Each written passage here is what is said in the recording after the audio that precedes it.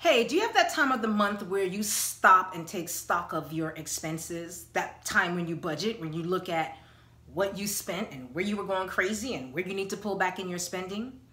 Well, have you ever stopped to look at your caloric expenses in the same way?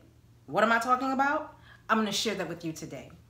Hey everybody, Sharon here, Integrative Nutrition Health Coach, speaker, teacher, and author of the Wellness Purpose Connection, and I am back with another day of giving. And today, I want to talk about keeping track of your caloric expenses. So it's Monday, and I call it my Money Monday, and it's basically the day I sit down and I look at my expenses and I look at, what I've done for the week, the month, and project for the next week and so on and so forth, just to make sure everything is in order. And one of the things that I do, which I would imagine you do as well during your budgeting time, is I look at where was I going overboard with the spending, and I become more cognizant about it so that I can pull back.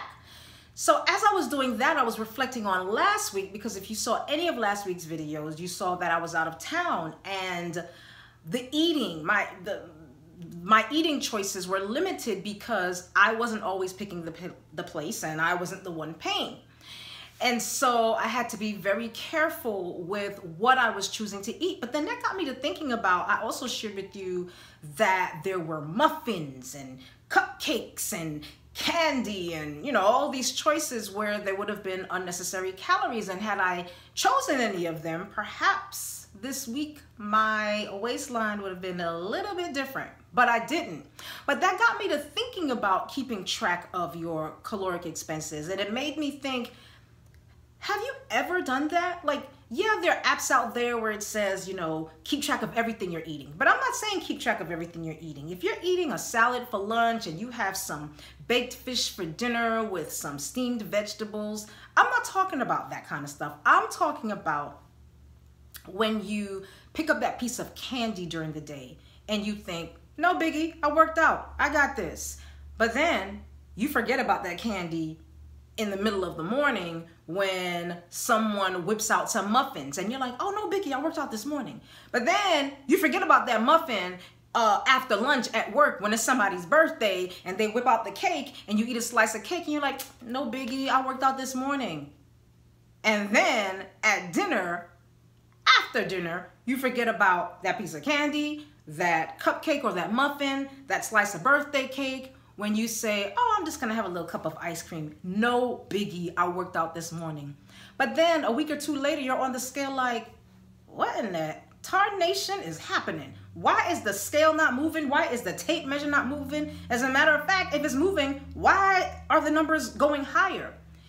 It's because you're not keeping track of your caloric expenses. Listen, it happens with money when we forget, oh, I spent that $2 on that thing the other day. Or, oh, I forgot I spent that $10 on that thing the other day. If we don't keep track of our finances, if we don't keep track of our financial expenses, the same thing happens with our food.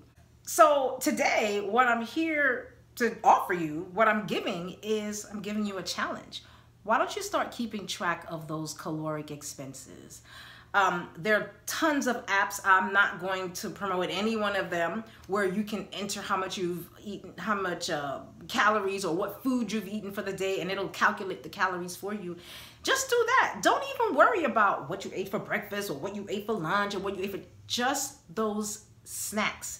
If you ate a bag of chips, or if you picked up a piece of cake, or you picked up that muffin that was in the oven, just that. Just keep track of those and see at the end of the week how many unnecessary caloric expenses you've taken in.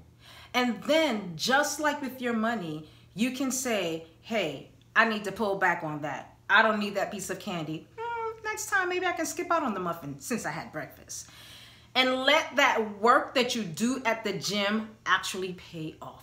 So that's my giving for today, giving you an idea to keep track of your caloric expenses as you take care of your finances. Hey, why don't you go ahead, leave me a comment. Let me know what you think about my giving for the day.